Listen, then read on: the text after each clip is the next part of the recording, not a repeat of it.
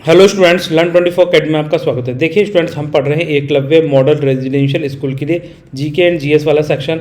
तो इसमें हमने P6 तक कंप्लीट कर लिया। जिसने ये नहीं देखा है वो देख लीजिए। और आज हम इसका करेंगे P7। ठीक है, तो यहाँ पर हमारा मेजर फोकस किस पे है? शिक्षा विभाग की जो योजनाएं हैं करंट अफेयर से, उस पर फोकस करके चल रहे हैं। तो यहाँ पर क्या है, आप ये डॉक्यूमेंट देख सकते हैं। करंट अफेयर का आपका टॉपिक हो जाता है एजुकेशन से रिलेटेड। तो इस डॉक्यूमेंट में क्या बात करी गई? इस डॉक्यूमेंट में न्यू एजुकेशन पॉलिसी से रिलेटेड बात करी गई है कि भाई क्या मेजर इनिशिएटिव्स लिए गए हैं न्यू एजुकेशन पॉलिसी में, वो किस तरीके से हमारी एजुकेशन को ट्रांसफॉर्म करेगी। तो ये हमने कल स्टार्ट कर दिया था। इसमें हमने देखा था कि जो हमारा एजुकेशन है उसमें कितना खर्च करना है। जीडीपी का करीब करीब 6% तक पैसा खर्च होना चाहिए। तो उस वो टारगेट अचीव करने के लिए हमें क्या होगा? फिलेंथ्रोपिक्स, जो हमारे जनहितैषी हैं, उनकी मदद लेनी पड़ेगी। ये थोड़ा ध्यान रखना, ठीक है। फिर इसके बाद में यहाँ पर हमने नीचे देखा था, काफ़ी ज़्यादा इंपॉर्टेंट है, आईआईटी मद्रास अपना पहला यूनिवर्सिटी, जैसे हमारे इंडिया का पहला कोई ऐसा कॉलेज है, यूनिवर्सिटी है, जो क्या करेगी, हमारे इंडिया से बाहर जाके अपना एक कैंपस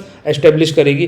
तो ये आईआईटी मद्रास कहाँ जा रही है? तंजानिया के अंदर। तंजानिया कहाँ है? अफ्रीकन एक कंट्री है, उसमें अपनी एक कैंपस लगाएगी। पूरा का पूरा यूनिवर्सिटी उठ के नहीं जाएगा, एक कैंपस जाएगा छोटा सा, ठीक है। तो ये थोड़ा सा ध्यान रख सकते हैं। तो ये क्या करेगा?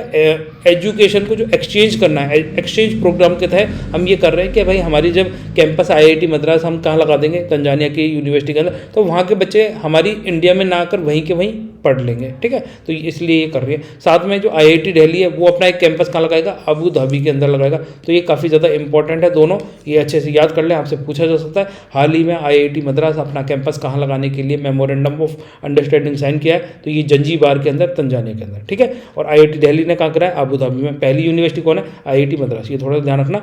ऐसा फर्स्ट एवर आईआईटी कैंपस है जो बाहर, इंडिया से बाहर कहीं जाकर इसको एस्टेब्लिश किया जाएगा। तो काफ़ी ज़्यादा इंपॉर्टेंट है, मैंने यहाँ स्टार मार्क भी कर दिया है, तो इसको याद कर लें। इसके अलावा गिफ्ट सिटी की बात करी थी अपन ने। गिफ्ट सिटी कहाँ है? गुजरात के अंदर लगाई जा रही है। तो गिफ्ट सिटी के अंदर ये प्रोविज़न किया गया है कि बाहर की कोई यूनिवर्सिटी अपना कोई मैनेजमेंट कोर्स, अपना कोई फिनटेक साइंस कोर्स, कोई टेक्नोलॉजी, कोई इंजीनियरिंग, मैथमेटिक्स से रिलेटेड कोई कोर्स यहाँ पे पढ़ाना चाहते हैं, है ना, तो वो अपना सब्जेक्ट यहाँ पे पढ़ा सकते हैं, ठीक है। अपना कोर्स कंप्लीट करा सकते हैं हमारे इंडिया में आके। तो ये थोड़ा सा ध्यान रखें, ठीक है, बाहर की जो यूनिवर्सिटीज़ हैं, कॉलेजेस हैं, उनके लिए। फिर इसमें हमने ये देखा कि लास्ट 3 ईयर्स के अंदर, है ना, पास्ट 3 ईयर्स के अंदर न्यू एजुकेशन पॉलिसी के अंदर क्या क्या मेजर इनिशिएटिव्स लिए गए। तो आज ये उनको देखते हैं। देखो, पहला हमने देखा था पीएम श्री योजना, ठीक है। दूसरा हमने देखा निपुण भारत। तीसरा हमने भारत विद्या क्या ये, ठीक है, प्रवेश, ठीक है, विद्या प्रवेश है यार ये तो, ठीक है, हाँ, विद्या प्रवेश ही है, ठीक है। विद्या प्रवेश का मतलब है कि जब आप प्री प्राइमरी एजुकेशन, जो लेवल प्री 1, प्री 2, प्री 3 जो है, उनको कंप्लीट करके जब आप आएंगे तो आपका विद्या प्रवेश होगा। किसके अंदर होगा?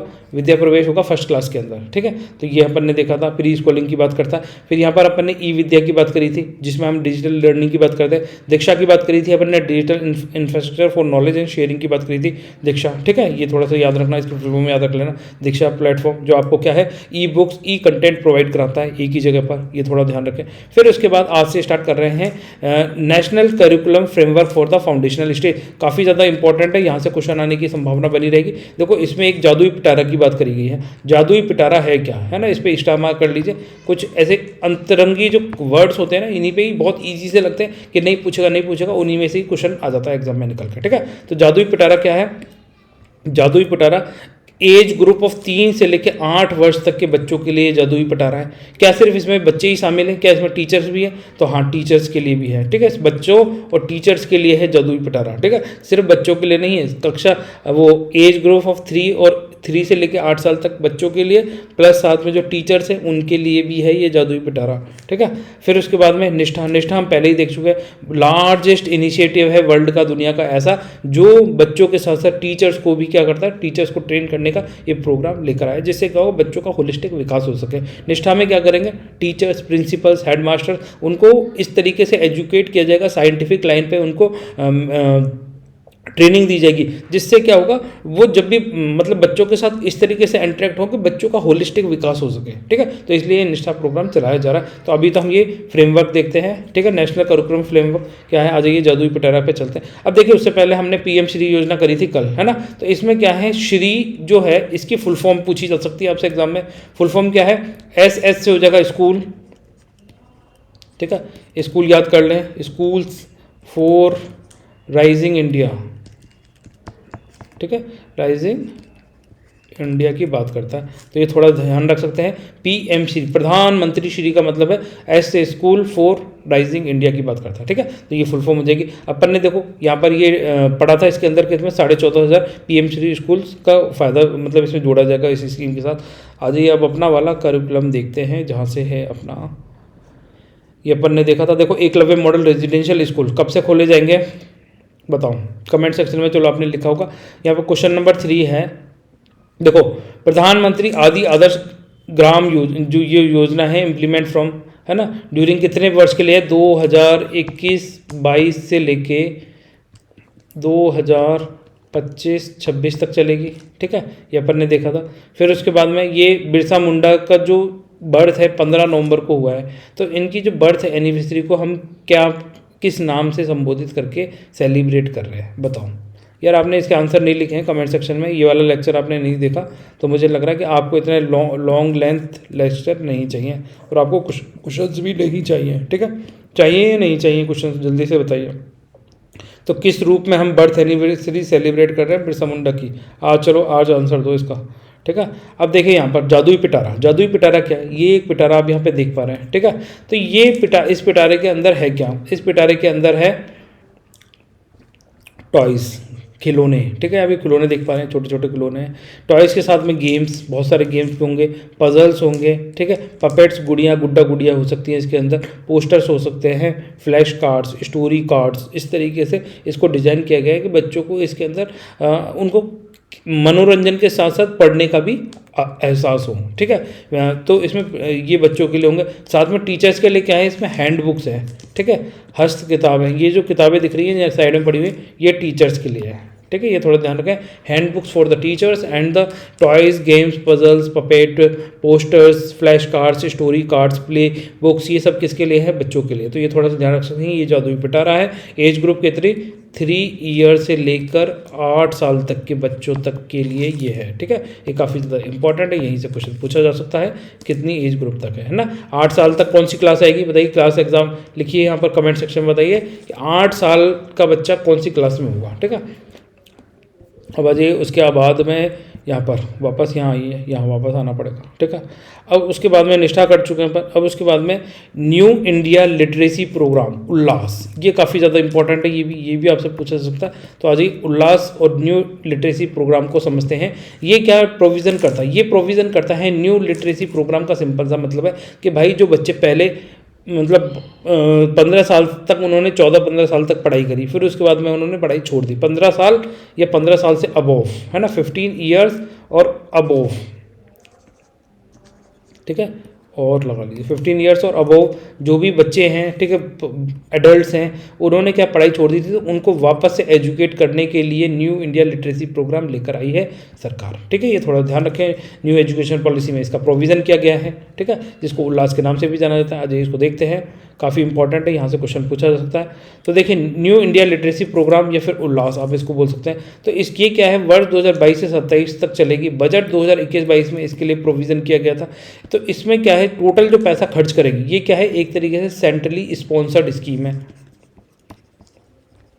ठीक है, centrally sponsored scheme. Centre sector क्या होता है, सेंटर सेक्टर जहाँ 100% पैसा सेंटर खर्च करती है, स्पॉन्सर में क्या होता है, स्पॉन्सर कर देती है 60% पैसा सरकार सेंटर करती है, 40% पैसा स्टेट गवर्नमेंट खर्च करती है, जनरली यही होता है रेशियो, ठीक है। तो अब क्या होगा, ये जो न्यू इंडिया लिटरेसी प्रोग्राम है इसमें एक शब्द है प्रौढ़ शिक्षा, ठीक है, तो प्रौढ़ शिक्षा को इसमें ख़त्म करके इसमें क्या जोड़ा गया है, सभी के लिए शिक्षा, ठीक है। एडल्ट एजुकेशन की जगह इसमें क्या लेकर आए गए, एजुकेशन फॉर ऑल कंसेप्ट लेकर आया गया। तो यहाँ से आपके एग्जाम में क्वेश्चन पूछा जा सकता है कि न्यू इंडिया लिटरेसी प्रोग्राम जो उल्लास के नाम से जानी जाती है, उसमें एक अडल्ट एजुकेशन है, उसको रिप्लेस किया गया है किस वर्ड से, एजुकेशन फॉर ऑल से रिप्लेस किया गया है, ठीक है, ये काफ़ी ज़्यादा इंपॉर्टेंट है। इसमें क्या है, 15 साल 15 ईयर्स और अबोव, ठीक है, 15 साल उससे बड़े जो भी मेल पुरुष या महिलाएं हों उन सबको एजुकेट करने की ये बात करता है। अब अगर हम इंडिया में बात करें तो 15 साल या 15 साल से अबोव ऐसे कितने लोग हैं जो इलिटरेट हैं, ठीक है, जो पढ़ाई लिखाई नहीं करी,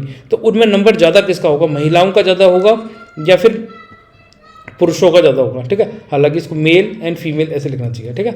तो बताइए मेल का ज़्यादा होगा या फीमेल का ज़्यादा होगा, बताओ इलिटरेट में। तो देखो हमारी अगर हम बात करें जो पढ़ी लिखी नहीं है महिलाएं, वो कितनी है, 16.68 करोड़ से है, ठीक है। 15 साल या इससे ज़्यादा उम्र की कितनी महिलाएं, 16,68,00,000 महिलाएं तो इलिटरेट है। और पुरुषों की बात करी जाए तो 9.08 करोड़ पुरुष इलिटरेट है। तो देखिए कितना ज़्यादा है, महिलाओं की संख्या ज़्यादा है। तो ये क्या रिप्रेजेंट करता है कि महिलाओं को आज भी प्रॉपर राइट्स नहीं है उनको जल्दी ही एजुकेशन से बाहर निकाल लिया जाता है, शादी कर दी जाती है, ठीक है। आज भी वही ढर्रे वाली ज़िंदगी चल रही है। अब आज हम 21वीं सदी में दुनिया की तीसरी अर्थव्यवस्था बनने की बात करते हैं और आज भी हमारी देश की जो महिलाएं हैं उनकी स्थिति दयनीय है, ठीक है। आज भी उनको पढ़ने लिखने नहीं दिया जा रहा है। इसका सिंपल सा मतलब 15 साल से अब वो महिलाएं कितनी सारी अनएजुकेटेड हैं, पुरुष भी है, बराबर होता है डेटा तब तो थोड़ा सही लगता है, ठीक है। पर यहाँ पर महिलाओं की ज़्यादा संख्या है तो फिर ये थोड़ा सा ख़राब भी लग रहा है, ठीक है।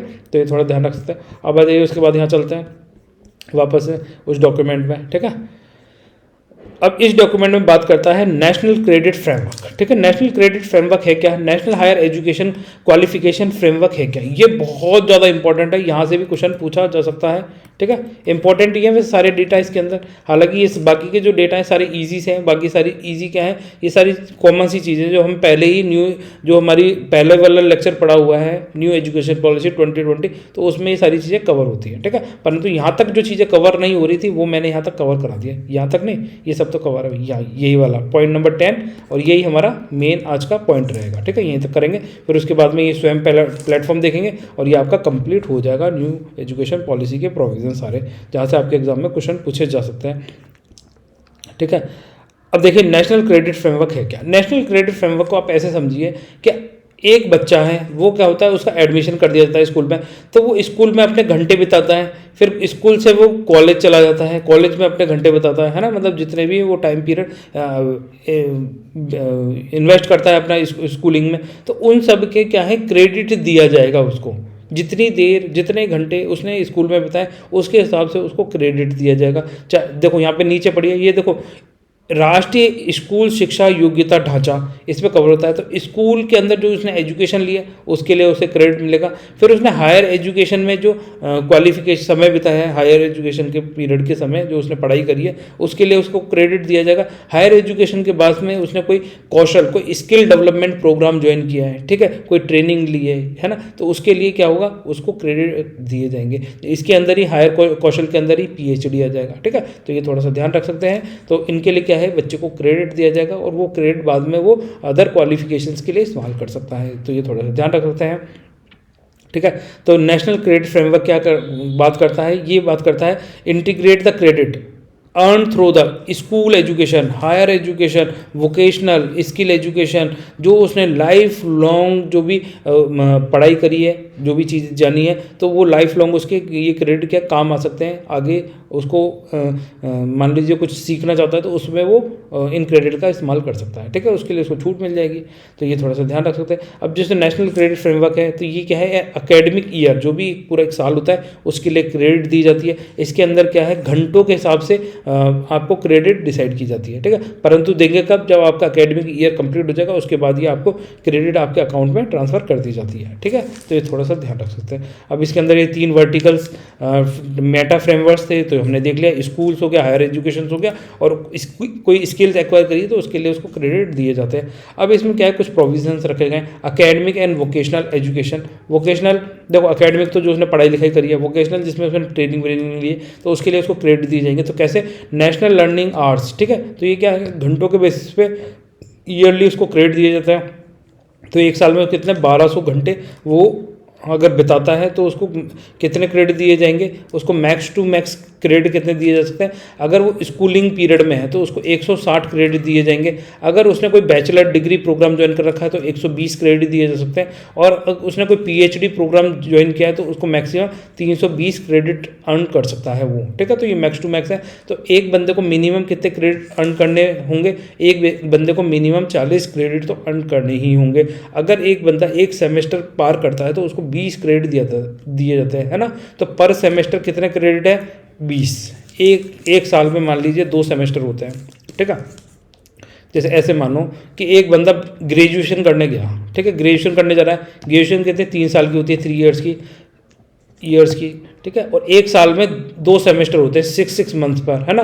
तो एक जो 6 मंथ का सेमेस्टर जैसे ही उसको कंप्लीट होगा तो उसको 20 क्रेडिट दिया जाएगा, दूसरा जब सेमेस्टर कंप्लीट होगा तो 20 क्रेडिट, तो मतलब एक साल में उसको 40 क्रेडिट मिलेंगे कम से कम, ठीक है। और 3 साल कर रहा है तो 3 चौके 12, 120 क्रेडिट मिलेंगे। तो यहाँ देखिए ये जो 3 ईयर्स बैचलर डिग्री उसने प्रोग्राम लिया तो उसको कितने दिए जा रहे हैं, मैक्सिमम क्रेडिट 120 दिए जा रहे हैं। तो ऐसे इन्होंने डिसाइड कर रखे हैं, ठीक है। तो ये टाइम पीरियड के अकॉर्डिंग जितना जितना उसने अपना टाइम बिताया है कॉलेज में, स्कूल्स में, ठीक है, कोई ट्रेनिंग करने में, है ना, वोकेशनल ट्रेनिंग में, तो उसको उसके हिसाब से क्रेडिट दिए जा रहे हैं। पीएचडी कर रहा है तो उसको 320 क्रेडिट तक मिल सकते हैं। आ जाइए नेक्स्ट चलते हैं। अब देखिए इसमें जो क्रेडिट है उसमें क्या है, क्रेडिट की रैंकिंग दी गई है। तो क्रेडिट कैसे दिए जाएंगे, लेवल 1 से लेकर लेवल 8 तक के क्रेडिट दिए जाते हैं। तो लेवल 1 वाले क्रेडिट किसको दिए जाएंगे और लेवल 8 वाले क्रेडिट किसको दिए जाएंगे, आ जाइए देखिए। अगर मान लीजिए कोई ग्रेड 5 तक पढ़ाई कर रहा है, ग्रेड 5 है ना, क्लास 5 हो गई, ग्रेड 5 मतलब क्लास 5 तक कोई पढ़ाई कर रहा है तो उसे लेवल 1 तक के क्रेडिट दिए जाते हैं, ठीक है। क्लास 5 से हायर और क्लास 8 तक के लिए उसको लेवल 2 के क्रेडिट दिए जाएंगे, ठीक है, ये क्रेडिट दिए जा रहे हैं। और ग्रेड 10 मतलब क्लास 10th में उसको लेवल 3 के क्रेडिट दिए जाएंगे। और अगर वो 10 से ऊपर है ना, और ग्रेड 12 तक है तो उसे एटलीस्ट लेवल 4 के क्रेडिट दिए जाएंगे, ठीक है। तो स्कूलिंग में उसको कितने क्रेडिट दिए जा रहे हैं, 4 लेवल तक के क्रेडिट दिए जा रहे हैं, जबकि यहाँ पर कितने हैं, 8 क्रेडिट। तो बाकी क्रेडिट हायर एजुकेशन के लिए, ठीक है। हायर एजुकेशन मतलब यहाँ पर देखो वापस से अपने पॉइंट में आएंगे अपन, जो ड्राफ्ट है इसमें चलेंगे, ड्राफ्ट का अपना ये रहा, ठीक है। अब देखो ये जो ड्राफ्ट है इसमें अपन ने यहाँ पे लाइन पढ़ी थी, क्या लाइन पढ़ी थी, वापस मिटाता हूँ इसको पढ़ो अच्छे से, इजी वे में समझ जाओगे। अभी 2 मिनट में एग्जाम में कैसे भी क्वेश्चन आएगा सब कर आओगे, ठीक है। अब ये देखो नेशनल क्रेडिट फ्रेमवर्क की बात करता है, ठीक है, ये हो गया एक। और दूसरा बात करता है national higher education quality framework. तो national higher education quality framework के लिए उसको कितने मिलेंगे, लेवल 4 के बाद में, ठीक है। 4 तक तो वहाँ मिल गए, लेवल 4 तक स्कूलिंग में, 12th क्लास तक, ठीक है। और 12th क्लास के बाद के जो क्रेडिट है 5 से लेकर 8 तक के क्रेडिट है, ठीक है, वो किसको मिल रहे हैं, वो नेशनल हायर एजुकेशन क्वालिफिकेशंस के लिए उसको क्रेडिट दिए जा रहे हैं, ठीक है। तो ये थोड़ा सा ध्यान रख सकते हैं। अब यहाँ पर आ जाइए वापस से, ठीक है, यहाँ पर अपने डॉक्यूमेंट में, ठीक है। तो हायर एजुकेशन के लिए यहाँ पर पढ़िए, हिंदी में पढ़ना चाहे तो हिंदी में भी पढ़ सकता है और इंग्लिश में पढ़ना चाहे तो इंग्लिश में पढ़ सकता है, जैसे आपकी मर्जी हो वैसे पढ़ लें, ठीक है। तो higher education shall be from credit level from 4.5 to level 8, ठीक है। तो ये थोड़ा सा ध्यान रख सकते हैं। तो यहाँ तक उसको हायर एजुकेशन के लिए क्रेडिट दिए जाएंगे। अब NCFR जो credit level for school education are up to level 4 while for the higher education. तो वही सेम बात कह रहा है कि स्कूल एजुकेशन जो 12वीं क्लास है उस तक तो उसको 4 तक के क्रेडिट मिल रहे हैं, और स्कूल जो 12th क्लास के बाद की जो एजुकेशन लेगा उसको 4 के बाद 8 तक के क्रेडिट मिलेंगे, ठीक है। तो ये वाली बात कर रहा है। और अगर कोई बंदा वोकेशनल एजुकेशन लेना चाहता है तो वो क्या होगा, उसके लिए आधार अनेबल्ड उसका रजिस्ट्रेशन होना चाहिए। जो वो रजिस्ट्रेशन करेगा उसमें क्या होगा, उसके आधार के साथ में उसको मर्ज किया जाएगा। तो जब कोई किसी का आधार के साथ में मर्ज कर देते हैं तो यहाँ पर एक प्राइवेसी कंसर्न भी आ जाता है। अगर जैसे मान लीजिए डेटा लीक हो सकता है, क्योंकि पूरे देश भर के बंदे वोकेशनल ट्रेनिंग लेंगे, है ना, ऐसा तो नहीं 1-2 बंदा ही लेगा। तो अब उनका डेटा कहीं ना कहीं इकट्ठा होगा और ये डेटा फिर आगे चल के बेचा जा सकता है। तो कहीं ना कहीं ये वो दिक्कत भी क्रिएट करता है, ठीक है। तो थोड़ा सा ध्यान रख सकते हैं। हालांकि ये डेटा बहुत सेफ रखने की कोशिश करा जाएगा, डिजिटल लॉकर के साथ से इसे अटैच किया जाएगा, वहाँ से ही आपका डेटा निकाला जा सकता है, ठीक है। तो ये थोड़ा सा ध्यान रख सकता है। तो यहाँ पर क्या है, जो क्रेडिट रेटिंग है ये समझ में आ गई, क्रेडिट कैसे दिए जाएंगे। अब देखिए स्वयं पोर्टल, ठीक है। तो स्वयं जो है और स्वयं प्रभा, ये आपसे पूछा जा सकता है, काफ़ी ज़्यादा इंपॉर्टेंट है, इसको पढ़िए, ठीक है। ये दोनों इंपॉर्टेंट है। स्वयं क्या है, ये फ्री ऑनलाइन एजुकेशन की बात करता है, ठीक है, इंडिया में। और स्वयं प्रभा क्या बात करता है, स्वयं प्रभा बोलता है कि 24 घंटे 7 दिन आपको फ्री DTH चैनल्स प्रोवाइड कराएंगे एजुकेशन, ठीक है। तो ये थोड़ा ध्यान रख सकते हैं। ये टीवी के द्वारा अगर एजुकेशन मिल रही है, ठीक है, DTH कनेक्शन से आप एजुकेट हो रहे हैं, जो चैनल्स टीवी चैनल्स हैं, है ना। तो यहाँ पर क्या है, आपका कंट्रोल नहीं होता, टीवी चैनल्स में आपका कंट्रोल नहीं होता, आप इसको आगे नहीं बढ़ा सकते, ठीक है। जो वो चल रहा है प्रोग्राम आपको देखना ही पड़ेगा। पर फ्री ऑनलाइन एजुकेशन में क्या होता है, आपका मर्जी होती है, जब आप उसको पोस्ट कर दें, जब उसको आगे बढ़ा लें, जब उसको एडिट तो क्या कर ले, मत देखो, कोई परेशान थोड़ी कर रहा है आपको, मत देखो, तो इसमें भी हो सकता है, ठीक है। पर इसमें क्या है, इसमें मत देखो का मतलब ये है कि वो वाला सीन मत देखो, आगे बढ़ जाओ, ठीक है। तो यहाँ पर आप फास्ट फॉरवर्ड कर सकते हैं और बिल्कुल लास्ट से देख सकते हैं, लास्ट में देखो, थोड़ी देर फिर बीच में आके देख लो, फिर शुरू में देख लो, उल्टा भी देख सकते हैं, पर यहाँ पर कब उल्टा सीधा नहीं देख पाएंगे, जो ये दिखाएगा वही देखना पड़ेगा। तो स्वयं प्रभा क्या है, स्वयं की प्रभा नहीं है यहाँ पर, ठीक है, ऐसे याद करें। और स्वयं पोर्टल क्या है, फ्री ऑनलाइन एजुकेशन है। यहाँ पर आपको स्वयं की प्रभा नहीं दे रहा है भाई ये, ठीक है, आपको ये मोदी जी की प्रभा दे रहा है, मोदी जी बोलेंगे वही देखना पड़ेगा आपको यहाँ पर, ठीक है। ऐसे याद कर ले, मतलब याद करने की ट्रिक बता रहा हूँ, बाकी आपकी इच्छा है कैसे भी याद करें। अब आ जाइए इसके बाद यहाँ पर एकलव्य आवासीय विद्यालय, ठीक है। तो जो एकलव्य आवासीय विद्यालय है, यार हिल रहा है, इसको सही करने दो, ठीक है। एकलव्य आवासीय विद्यालय ये राजस्थान में 4-5 डिस्ट्रिक्ट में खोले जा रहे हैं। बताओ कितने डिस्ट्रिक्ट में खोले जा रहे हैं, तो 4-5 नहीं, 4 डिस्ट्रिक्ट के अंदर खोले जा रहे हैं, ये याद रखें।